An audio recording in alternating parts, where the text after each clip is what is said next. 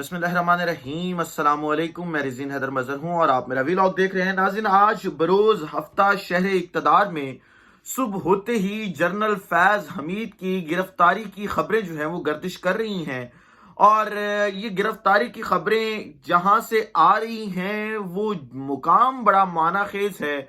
और किस तरीके से अब जनरल फैज़ की गिरफ्तारी की जो तैयारियां हैं वो हतमी मराहिल में पहुंच चुकी हैं। बड़ी एक्सक्लूसिव डिटेल्स हैं जो आपके साथ शेयर करनी है। साथ ही साथ सदर आरिफ अलवी जो है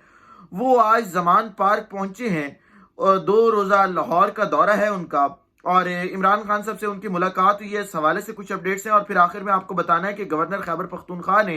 इंतखाबात से फरार करने के लिए एक और कार्रवाई डालने की कोशिश की है।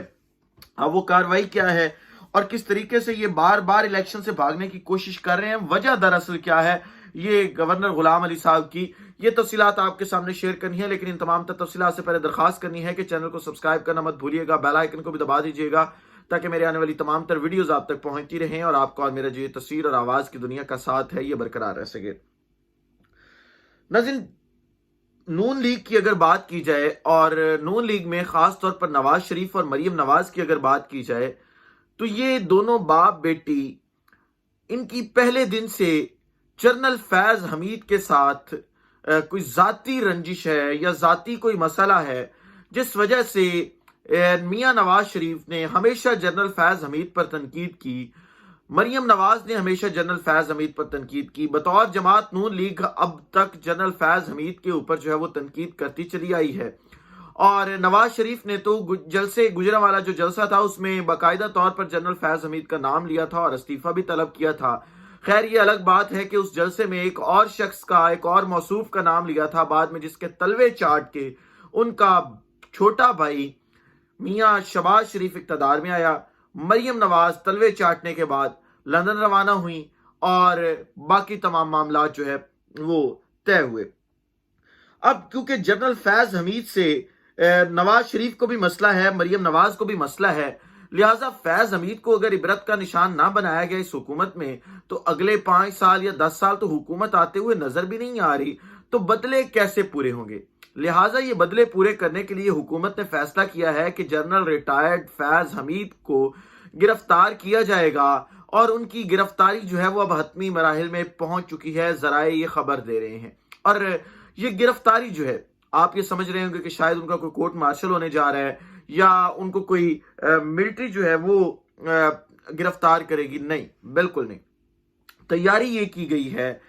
कि जनरल फैज हमीद को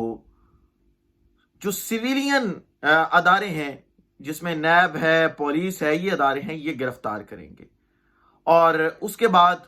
उनके ऊपर करप्शन केसेस बनाने की कोशिश की जाएगी और ये कहा जाएगा कि जनरल फैज हमीद ने करप्शन की और गुस्सा ये है कि उसने इमरान खान के साथ मिलकर हमारा एहतसाब का अमल शुरू क्यों किया था। अब जनरल फैज हमीद की गिरफ्तारी की जब बात होती है तो सबसे पहले ज़हन में यह आता है कि एक रिटायर्ड जर्नैल, उसको गिरफ्तार कैसे किया जा सकता है। सिविलियन अदारे तो उसे डायरेक्ट नहीं गिरफ्तार कर सकते जब तक पीछे से अप्रूवल न ले लें। इसका मतलब है जो अप्रूवल है वो मिल चुका है या अप्रूवल देने की बार बार कोशिश की जा रही है। ये कहा जा रहा है कि आप अप्रूवल ले लें लेकिन जनरल फैज हमीद को गिरफ्तार करें। इसी अप्रूवल के बलबूते पे हमने कुछ दिन पहले देखा कि जनरल जो मेजर अमजद शुएब थे उन्हें भी गिरफ्तार किया गया। लेकिन ये कौन लोग हैं जो ये तमाम गिरफ्तारियां करवाने की कोशिश कर रहे हैं? क्यों गिरफ्तारियां करवाने की कोशिश कर रहे हैं? हमने पिछले 76 साल में ऐसी गिरफ्तारियां होते नहीं देखी जो अब गिरफ्तारियां हो रही हैं। खैर, खबर यही थी जो आपके साथ शेयर कर दी है और जिस तरीके से मंसूबा बनाया कि गिरफ्तार करने का वो भी आपके सामने रख दिया है। अगली खबर ले रहे हैं और वो सदर आरिफ अलवी के हवाले से। कल इंतखाबात की जो तारीख है पंजाब की वो दी सदर आरिफ अलवी साहब ने, और आज जो है क्योंकि कल टाइम बहुत शॉर्ट था इस वजह से वो शायद लाहौर नहीं आ सके, लेकिन आज फौरी तौर पर वो जमान पार्क पहुंचे, लाहौर पहुंचे। कल रात वो पहुंच गए थे लेकिन कल रात उन्होंने गवर्नर हाउस में लाहौर में जो है वो स्टे किया था। वहां पे उनकी गवर्नर पंजाब से मुलाकात भी हुई थी और फवाद चौधरी साहब और उनकी अहलिया भी वहां पे उनसे मुलाकात करने गई थी। और आज फिर صدر عارف الوی اپنی اہلیہ سمیت زمان پارک پہنچ گئے ہیں اور وہاں پہ انہوں نے عمران خان صاحب سے ملاقات کی ہے اور آنے والی جو صورتحال ہے سیاست کی اس کو ڈسکس کیا گیا ہے، اس کے اوپر مشاورت کی گئی ہے کہ آگے تمام معاملات لے کے کس طریقے سے چلنے ہیں۔ لیکن آپ یہ دیکھیں کہ صدر نے انتخابات کے پنجاب میں تاریخ دے دی، سارے معاملات طے ہو گئے، لیکن جو گورنر کے پی کے ہیں غلام علی صاحب، انہوں نے پھر سے ایک رکاوٹ حائل کر دی ہے اس پورے کے پورے مرحلے میں، اور وہ رکاوٹ یہ ہے کہ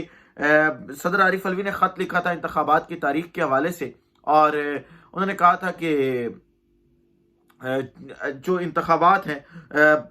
اس کی تاریخ آپ دیں کے پی کے اندر، لہٰذا جو خط تھا کیونکہ وہ ڈائریکٹ تو نہیں صدر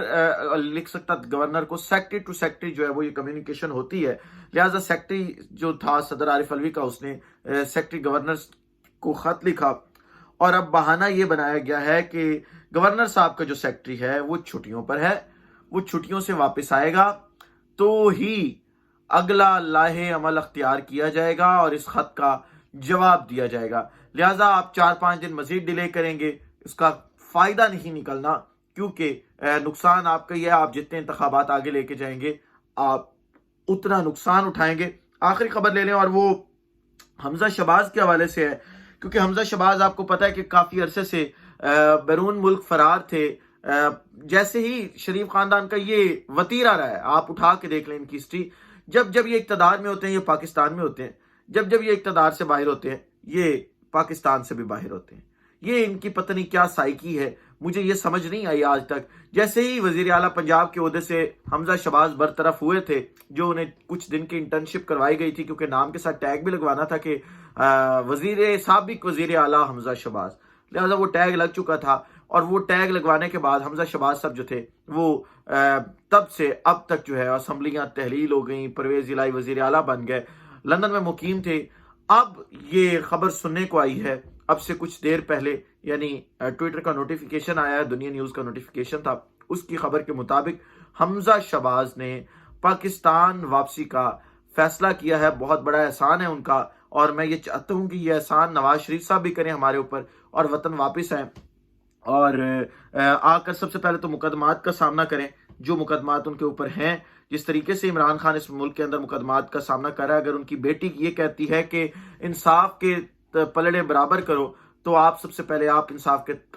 جو پلڑے ہیں وہ برابر کریں، اور اپنے والد صاحب کو جو ہے وہ وطن واپس لے کے آئیں، تاکہ عمران خان کا جن عدالتوں کے اندر ٹرائل ہو رہا ہے وہیں پہ میاں نواز شریف کا بھی ٹرائل ہو اور حساب برابر ہو سکے، جس کے بعد ہم اگلی باتیں جو ہے وہ سوچ سکتے ہیں اور کر سکتے ہیں۔ اس ولاگ سے اجازت دیجیے، اپنا خیال رکھیں، اپنے عید کے لوگوں کا خیال رکھیں، اپنے عزیز پاکستان کا خیال رکھیں۔ اس وطن عزیز پاکستان کو اور آپ تمام لوگوں کا اللہ حامی ناصر ہو۔ پاکستان زندہ باد۔